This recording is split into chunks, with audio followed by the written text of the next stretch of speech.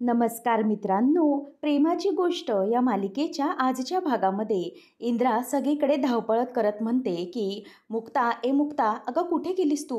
काय चाललंय बाई, घरात सून असताना मलाच कामं करावी लागतात. त्याच वेळेला मग आता मुक्ता धावत येते आणि म्हणते की मम्मी थांबा. तेव्हा ती म्हणते की अगं मुक्ता, काय चाललंय काय तुझं? अगं पाहुणे येण्याची वेळ झाली आहे आणि तुझं काय चाललंय? तू जाऊन रूममध्ये बसलीस आणि दरवाजा लावून घेतलास. अगं काही कळतंय की नाही तुम्हाला? त्या सागराला नंतर काही कळतच नाही, असं म्हणून ती आता खूप वैतागत असते. तेव्हा मुक्ता म्हणते की मम्मी काळजी करू नका, सगळी तयारी झालेली आहे. तेव्हा मग आता स्वाती तिथून येते आणि स्वाती म्हणते की मम्मी आपली कोमल पण तयार होईलच, 10-15 मिनिटातच तिचं सगळं रेडी होईल, मग ती बाहेर येऊ शकते. असं म्हणून आता स्वाती त्यांना निरोप देते. त्यानंतर मग आता इंद्रा म्हणते की मुक्ता, अगं बाकीची सगळी तयारी झाली आहे का? अगं त्या सगळ्यांना ओवाळायला पाहिजे आणि ते लकी आणि मिहीर कुठे तडमडलेत? त्यांना जेव्हा पाहुणे मंडळी येतील तेव्हा त्यांच्यावर गुलाबांच्या पाकल्या टाकायच्यात. मग ते गेलेत तरी कुठे? त्यावेळेला मग आता सागर येतो आणि सागर म्हणतो की मम्मी काय काळजी करू नको. तेव्हा मुक्ता म्हणते की मी तेच त्यांना सांगायचा प्रयत्न करते, पण त्या खूप हायपर झाल्यात. तेव्हा सागर म्हणतो की अगं त्यांना यायला वेळ आहे. पण तो मोबाईल बघतो आणि म्हणतो की नाही नाही, त्यांचा मेसेज आला, ते आले आहेत. आता हे ऐकल्यावर इंद्रा आणखी हायपर होते आणि म्हणते की मुक्ता चल चल लवकर कर, सगळं काही व्यवस्थित होऊ दे. तेव्हा आता अभिषेक हा दरवाजावर आलेला असतो, तशी बेल वाजते. मग इंद्रा म्हणते की बरं मुक्ता, हे घे, तू त्यांना ओवाळून आतमध्ये घे, औक्षण कर त्यांचं.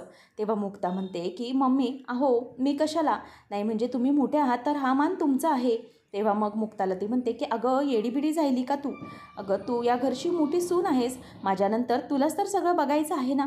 चल चल लवकर चल, असं म्हणून ती मुक्ताला चालायला सांगते. नंतर आता दरवाजावर अभिषेक आलेला असतो. स्वाती अगदी आनंदाने दरवाजा उघडते, परंतु समोर बघतात तर त्याच्याबरोबर कोणीही नसतं, एकटा अभिषेक आलेला असतो.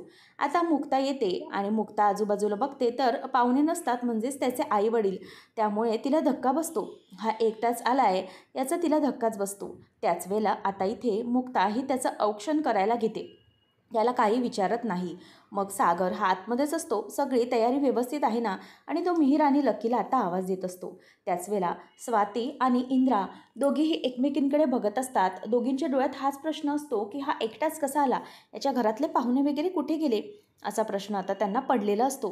त्याच वेळेला आता इथे मुक्ता ही काही न बोलता गुपचूप अभिषेकचं औक्षण करून घेत असते. आणि मग आता इंद्राच्या डोक्यावरही असा प्रश्न पडलेला असतो की नेमकं काय झालं असेल, यांचे कोणी आले कसे नाही. तेव्हा आता मुक्ता ही त्याला कुंकू लावते, नाम ओढते, त्याचप्रमाणे त्याची दृष्ट काढत असते आणि नंतर मग त्याच्या पायावर पाणी वगैरे घालून त्याला स्वीट असं भरवून घरामध्ये घेत असते.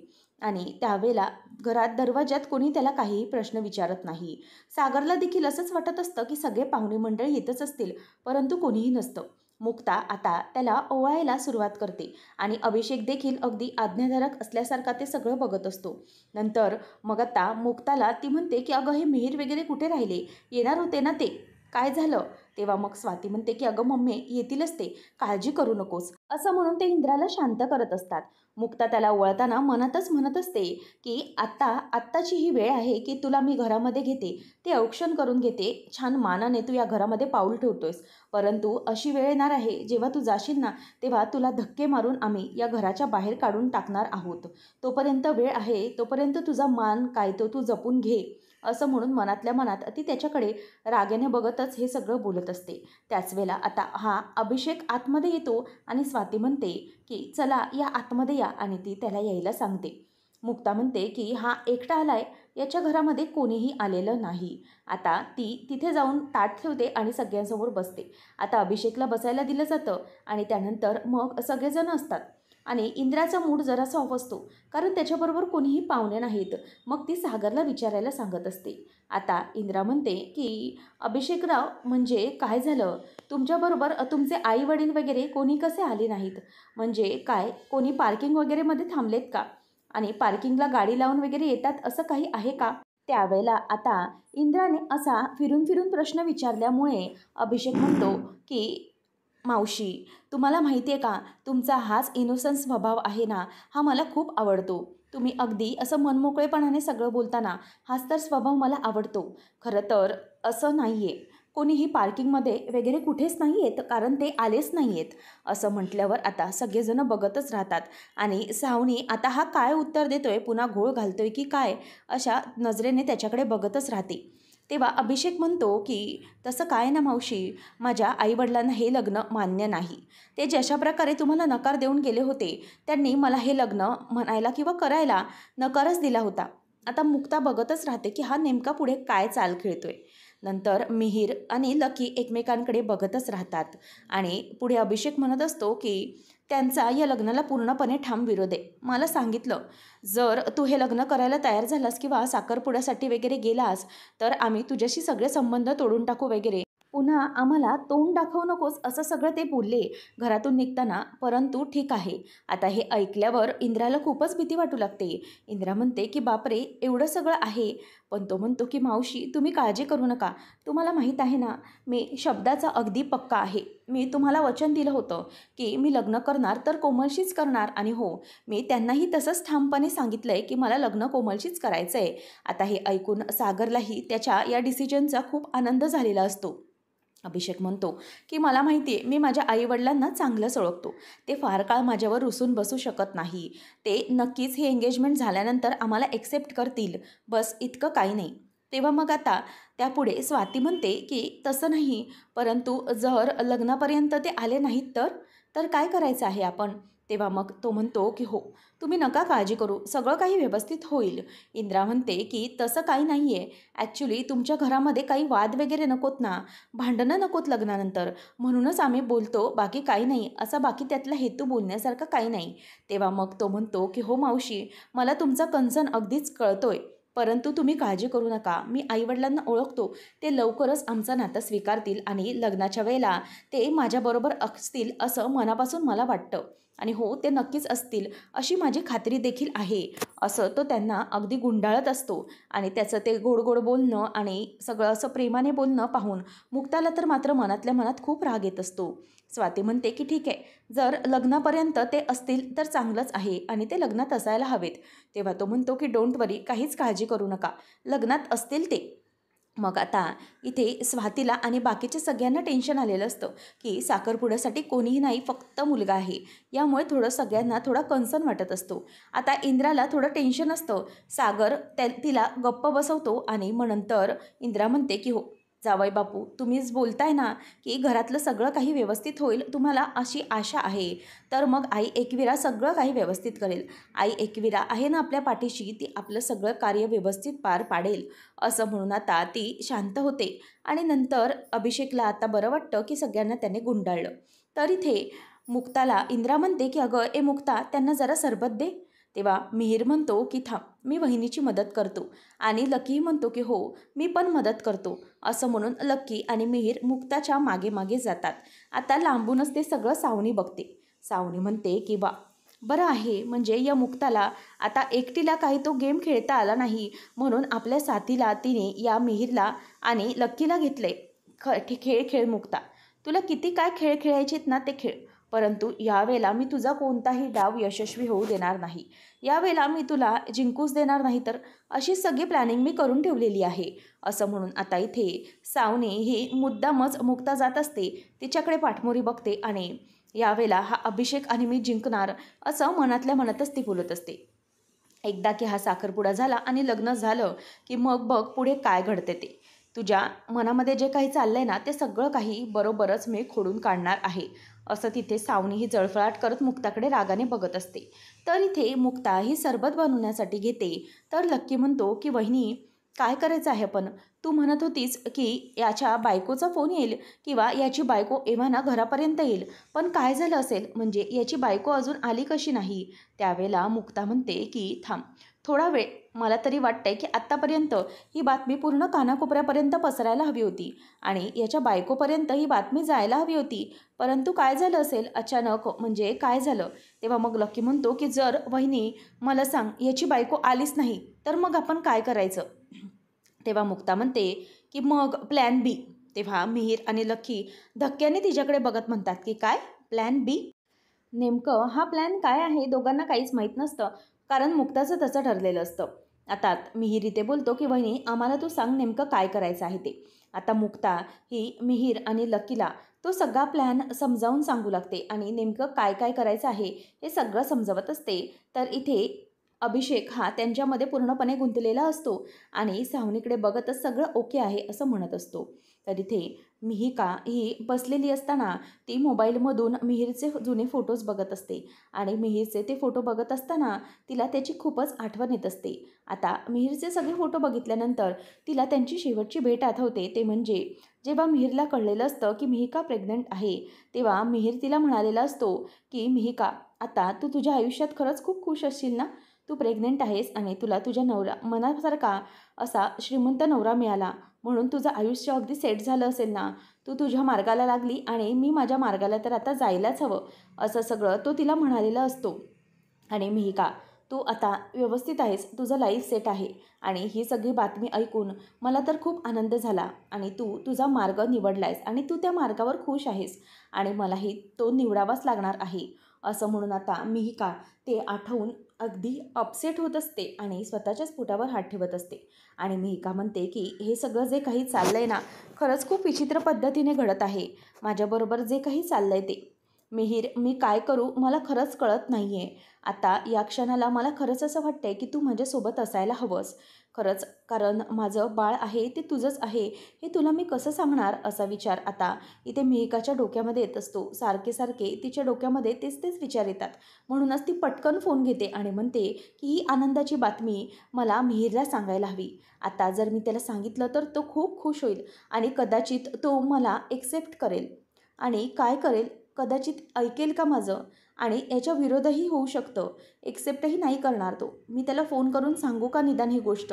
निदान त्याला हे सगळं सांगितलं तर तो हे ऐकून घेईल आणि नक्कीच माझ्याबद्दलचा त्याचा जो काही गैरसमज झाला आहे तो तरी दूर होईल. म्हणून आता मिहिका त्याला फोन लावायला हातात फोन घेणार, तेवढ्यातच म्हणते की नको, आज कोमलचा साखरपुडा आहे ना, आज ते त्याच्या घरचं कार्य आहे, तिकडे त्याला खूप कामं असतील, तो डिस्टर्ब होईल आणि धावत इकडे येईल, त्यापेक्षा नकोच. मी नंतर कधीतरी योग्य वेळ बघून सांगेन. तेवढ्यातच तिथे मिहीर येतो आणि मिहीरला पाहिल्यावर मिहिका म्हणते की मिहीर, तू आलास, आणि त्याला मिठी मारते आणि रडायला लागते. आणि मिहीरला म्हणते की मिहीर, तू इतके दिवसांनी इथे आलास, तुला जराही काही वाटलं नाही का? इतके दिवस तू एकदाही आलेला नाहीस. अरे मिहिका कशी राहत असेल, काय करत असेल, ती कशी जगत असेल याचा विचारही तू केलेला नाहीस. तेव्हा मग मिहीर म्हणतो की हे बघ मिहिका, मला माहिती आहे की तुझा विचार माझ्या डोक्यातून कधीही जात नाही. कितीही काही केलं तरीही तुला मी अजूनही विसरू शकलेलो नाही आणि माझ्या डोक्यामध्ये तुझे विचार आहेत ते कधीही संपणारे नाहीत. दिवसही सुरू होतो तो तुझ्याच आठवणीने सुरू होतो, असं म्हणून आता मिहिकाला तो स्वतःच्या प्रेमाची कबुली पुन्हा देतो आणि म्हणतो की मिहिका, मी अजून तुला नाही विसरू शकले आणि अजूनही तुझ्यावर माझं तेवढंच प्रेम आहे. हे ऐकल्यावर आता मिहिका त्याच्याकडे बघतच राहते. आणि त्याच वेळेला मग आता मिहीर म्हणतो, तू काळजी करू नकोस, मला कळतं आहे की हे जे सगळं काही झालं आहे ते खूप चुकीचं घडलं आहे. आणि मिहिका, माझी मिहू कधीही चुकू शकत नाही. तू जे काही केलं असशील ना, ते काहीतरी चांगला विचार करूनच केलं असशील. मला माहीत आहे तू कधीच चुकू शकत नाही, याचा अंदाजा मला आहे. त्यावेळेला मिहिकाला हे ऐकून खूप बरं वाटतं.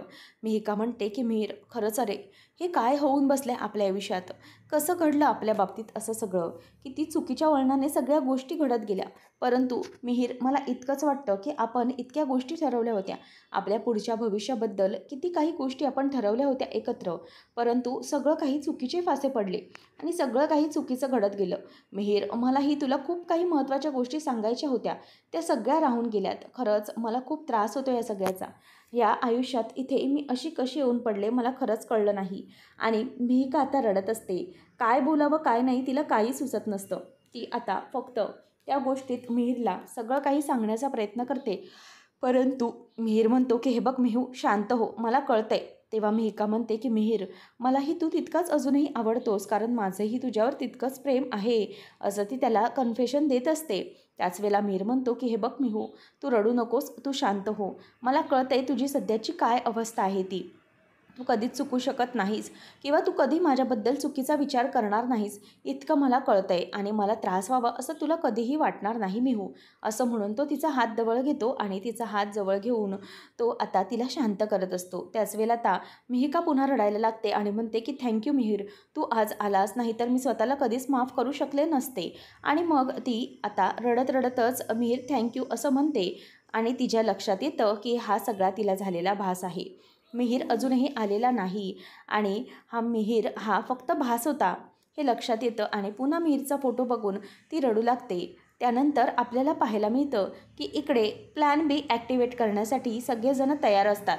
कारण इथे अभिषेकची बायको तर आलेली नसते. मुक्ता अजूनही किचनमध्येच असते आणि स्वीट्स घेऊन जात असते. मुक्ता म्हणते की नेमकं काय करावं लागेल स्वामी, ही अभिषेकची बायको अजूनही आलेली नाही, मला पुढचा प्लॅन ॲक्टिवेट करावा लागेल का, असं मुक्ता स्वतःलाच म्हणत असते. तेवढ्यातच आता इथे सगळं काही व्यवस्थित असतं आणि सागर म्हणतो की बरं आता आपण पुढची तयारी करूया कोमल. तेव्हा मग सावळी म्हणते की थांबा मी बघून येते आणि मिहीर म्हणतो की अभिषेक आय होप सो तू माझ्यावर रागवलेला नसशील, म्हणजे मी जे काही वागलं आहे त्याला माफ केलंस. तेव्हा अभिषेक येस असं काही नाही असं म्हणतो. तेवढ्यात लकी जातो आणि म्हणतो की चला आपण ना मस्तपैकी सेल्फी काढूया. आणि मिहीर म्हणतो की हो हो चला आपण छान सेल्फी काढूया. तेव्हा लकी येऊन म्हणतो की आता ना असा सेल्फी काढूया की मी अभिषेकना भरवतोय आणि मग त्यांना मी असं स्वीट भरवताना आपण फोटो काढूया. तेव्हा इंद्रा म्हणते की अरे आत्ताच कणाला हे सगळे फोटो. तेव्हा तो म्हणतो की थांब मम्मी अगं आम्हाला फोटो काढू दे. तेव्हा दोघीजणं त्याला इतके पेढे भरवतात की ते पेढे भरवल्यानंतर त्याला आता खूप त्रास व्हायला लागतो आणि त्याला ठसका लागतो. तेवढ्यातच आता अभिषेक फोन ठेवतो आणि ठसका लागू लागतो म्हणून बाजूला बसतो. सगळेजण त्याच्या आजूबाजूने असतात आणि तेवढ्यात लक्की फोन उचलतो आणि त्याचा फोन आता तो बघायला लागतो. अनुचा म्हणजेच त्याच्या बायकोचा नंबर मिळतोय का हे चेक करत असतात. आता सागर म्हणतो की शांत व्हा आणि त्याच्या पाठीवरून हात फिरवत असतो आणि मुक्ता म्हणते की लकी लवकर लवकर कर, आपल्याकडे वेळ खूप कमी आहे. आणि तेवढ्यातच आता तो बघत असताना सावनी येते आणि सावनी म्हणते की काही चाललंय का, म्हणजे काही प्रॉब्लेम तर नाही ना. त्याच वेळेला लकी पटकन फोन मागे लपवतो आणि मग मुक्ता म्हणते की काही नाही, काहीच प्रॉब्लेम नाही, तुम्हाला काय झालं. तेव्हा मग सावनी म्हणते की मुक्ता मला असं वाटतंय की हे ना अभिषेकना त्यांना ठसका लागलाय ना, तर आपण जायफळ किंवा वेलची घालून दूध दिलं तर त्यांना बरं वाटेल जरा, गरम दूध. तेव्हा मग सावनीला ती म्हणते की तुम्ही द्याल का प्लीज जरा प्लीज, असं म्हणून आता सावनीला ती म्हणते की मुक्ता काही शिजतंय का, म्हणजे काही प्रॉब्लेम वगैरे झाला आहे का. तेव्हा मुक्ता म्हणते की नाही छे कुठे काय प्रॉब्लेम आहे, काहीच नाही. तेव्हा मग आता ती लकी आणि मुक्ताकडे अगदी संशयाने बघत असते. मुक्ता म्हणते की अहो काहीच झालेलं नाही, आम्ही इथे फक्त हे सगळे मिठाई वगैरे लावत होतो. बरं ठीक आहे तुम्ही जाताय ना दूध देण्यासाठी, प्लीज जाल तर बरं होईल. तेव्हा आता मग लकी म्हणतो की दूध दूध त्या अभिषेकला दूध द्यायचं आहे. तेव्हा मग असं म्हणून तो तिला जायला कटवत असतो. तेव्हा मग सावनी म्हणते की हो मी जाते आणि मुक्ता आता तिच्याकडे बघतच राहते. कारण मुक्ताला कळत असतं की सावनी मध्येच काहीतरी करण्याचा प्रयत्न करेल. त्याच वेळेला आता सावनी म्हणते की हो काहीच हरकत नाही मी बघते, आणि असं म्हणून आता इथे सावनी ही तिथून निघून जात असते आणि मुक्ताकडे ती संशयाच्या नजरेने बघत बघतच तिकडून निघून जाते. त्याच वेळेला आता मुक्ता पुन्हा म्हणते की लकी लवकर कर. तेव्हा मग तो म्हणतो की वहिनी काहीच काळजी करू नको, मला हे सगळे असे पासवर्ड अनबॉक्स करायची सवय आहे, तू काळजी करू नको. सावनीला तर त्यांनी तिथून कटवलेलं असतं आणि पुन्हा एकदा लकी हा तो फोन बघायला सुरुवात करतो. मुक्ता म्हणते की लकी फोन जरा खालच्या दिशेने धर, कोणी तुला बघणार नाही असं. मग आता लकी तो फोन खाली पकडतो आणि ते सगळं चेक करू लागतो आणि तेवढ्यातच आता मिहीरला ती खुणावते की मिहीर मिहीर असा कवर करून उभा राहा, मला कवर करून उभा राहा. म्हणून मिहीर त्या बाजूने असा उभा असतो. त्याच वेळेला मुक्ता म्हणते की लक्की काही सापडतंय का, काही होतंय का. त्याच वेळेला लक्की म्हणतो की हो हो सापडतंय, थांब फोन रिबूटला टाकलाय. तेव्हा मग आता तो म्हणतो की काय पासवर्ड असेल. तेव्हा मुक्ता म्हणते की मला तरी वाटतंय पकडलं जाईल या भीतीने त्याने मुद्दाम सोपा पासवर्ड ठेवला असेल, काहीतरी इझी असेल, म्हणजे 777888 किंवा 1234 असं काहीतरी बघ जरा. तेव्हा मग मिहीर त्यांना खुणावत असतो की कुठपर्यंत आलं आहे प्रकरण, पण तो त्याला अजूनही थांबायला सांगत असतो. आता फोन अनलॉक होतो. मुक्ता पटकन फोन घेते तर लास्ट डायल बेबी असतो. मुक्ता म्हणते की बेबी ही कोण असेल. तेवढ्यातच आता मुक्ता तो नंबर बघते आणि भरपूर सारे फोन्स असतात आणि मुक्ता नंबर पटकन डोक्यात बायहार्ड करून घेते आणि सगळेजण उठायच्या आत तो फोन त्याच जागी ठेवते. आणि सुदैवाने तेवढ्यातच अभिषेक येतो आणि तो फोन उचलतो आणि आता फायनली तिघांचा प्लॅन बी यशस्वी झालेला असतो. मुक्ताकडे आता तो प्लॅन यशस्वी होतो आणि दोघंही एकमेकांकडे बघून हसत असतात आणि मुक्ताने तो नंबर अगदी लक्षात करून घेतलेला असतो. तेवढ्यातच आता अभिषेक हा म्हणतो की मला जरा तुम्ही वॉशरूम कुठे सांगाल का? सावनी येते आणि सावनी म्हणते की हे दूध प्या म्हणजे तुम्हाला बरं वाटेल. तो म्हणतो की हो, मी पटकन वॉशरूमला जाऊन येतो म्हणजे मला जरा बरं वाटेल. तेवढ्यातच आता इथे वॉशरूमला तो निघून गेल्यावर सावनी म्हणते की मी बघते जरा कोमलची तयारी कुठवर आली. तेव्हा सावनीला स्वाती म्हणते की जरा ना सावनी कोमलच्या ती पिन आहे ना ओटी, त्या ओटीला जरा व्यवस्थित पिन लाव. असं म्हणून सावनी जाते आणि मुक्ताचं लक्ष मात्र आता पुढे काय घडतंय याच्यावर असतं. आता अभिषेक हा बाजूला येतो. तेवढ्यातच सावनी येऊन म्हणते की काय रे, तुझी ती गुटरगू बायको कुठे आहे? नाही म्हणजे ती इथे येऊन काही गोंधळ वगैरे तर घालणार नाही आहे ना? तेव्हा अभिषेक म्हणतो की नाही, तुम्ही काळजीच करू नका. माझ्या बायकोला मी इथे आता ठेवलेलंच नाही आहे. ती बाहेरगावी जाणार आहे. एव्हा तिची फ्लाईट पण गेली असेल, काहीच प्रॉब्लेम नाही. आता माझ्या या बायकोवर माझं पूर्ण लक्ष फोकस असणार आहे. ती बायको गेली, आता या बायकोवर पूर्ण लक्ष केंद्रित करून आहे मी. असं म्हणून आता सावनी आणि अभिषेक दोघंजणही खुश होत असतात आणि आत्ता मुक्ताचं काही खरं नाही असं म्हणून दोघांनाही आनंद झालेला असतो. तर आता पुढच्या भागामध्ये आपण पाहणार आहोत की अभिषेक हा फोनवर बोलत असतो, तुला काही कळत नाही का, अक्कल नाही का? तेवढ्यातच आता त्याची बायको त्याच्या समोर आलेली असते आणि ती त्याला धक्का देते. तेवढ्यात तो फोन कट करतो. अनु आता त्याच्यावर खूप चिडलेली असते आणि तिला लग्नाची खबर पोचलेली असते. तर आता अभिषेक घाबरतो. आता काय होणार याची भीती त्याला वाटत असते. म्हणूनच तो आता तिचा हात धरतो आणि तिचा हात धरून तो तिला आतमध्ये घेऊन जात असतो. त्याच वेळेला तो म्हणतो की तुला इथे काय गरज होती येण्याची? तू इथे कशासाठी आलीस? आणि खूप आता चिडलेला असतो. तेवढ्यातच मुक्ताला इकडे काहीतरी वास लागलेला असतो की नक्कीच काहीतरी चुकीचं घडत आहे. म्हणूनच आता तो आतमध्ये रूममध्ये तिला वॉचमॅनच्या रूममध्ये जेव्हा घेऊन जातो तेव्हा मुक्ता धावत धावत खाली येते आणि तिच्या कानावर त्याचे शब्द पडतात की अगं प्लीज असं काहीही चुकीचा अर्थ काढू नकोस, तूच माझी बायको आहेस. हे सगळं जे काही करतोय ना त्याच्यामागे खरंच खूप मोठी कारणं आहेत आणि हो, हे जर आपण केलं ना तर आपल्याला या सगळ्यामधून खूप पैसे मिळणार आहेत, म्हणून मी हे सगळं करतोय. असं आता इथे अभिषेक हा म्हणत असतो आणि मुक्ताला ऐकून ते सगळं खूप धक्का बसतो. तेवढ्यातच आता इथे अभिषेकचं ते बोलणं ऐकून मुक्ता त्या दरवाजाला पटकन बाहेरून कडी लावून घेते. तेवढ्यातच आता मुक्ता ही सागरला हाताला धरून घेऊन येते आणि म्हणते की या इकडे या, मी तुम्हाला दाखवते. मी तुम्हाला सांगितलं होतं ना, हा अभिषेक काही चांगला मुलगा नाही आहे. या मुलाचं अगोदरच लग्न झालेलं आहे. हा आपल्या कोमलला फसवत आहे आणि ह्याचं अगोदर लग्न झालं आहे, आपल्या सगळ्यांना फसवतोय हा. असं म्हणून आता मुक्ता म्हणते की मी त्याला या खोलीत त्याच्या बायकोसोबत पाहिलेलं आहे. असं म्हणून आता मुक्ता ही दरवाजा उघडायला सांगते. आता सागर तो दरवाजा उघडतो आणि तो दरवाजा उघडल्यानंतर सागरला समोर बघून खूपच मोठा धक्का बसतो आणि ते पाहिल्यावर त्याच्या अगदी पायाखालची जमीनच हादरते. आता इथून पुढे सागर आणि मुक्ताच्या पुढे नेमकं काय सत्य आलेलं असणार आणि अभिषेकचा खरा चेहरा हा सागरसमोर येणार का, हे पाहणं रंजक ठरणार आहे. अशाच अपडेटसाठी आजच आपल्या चॅनलला सबस्क्राईब नक्की करा.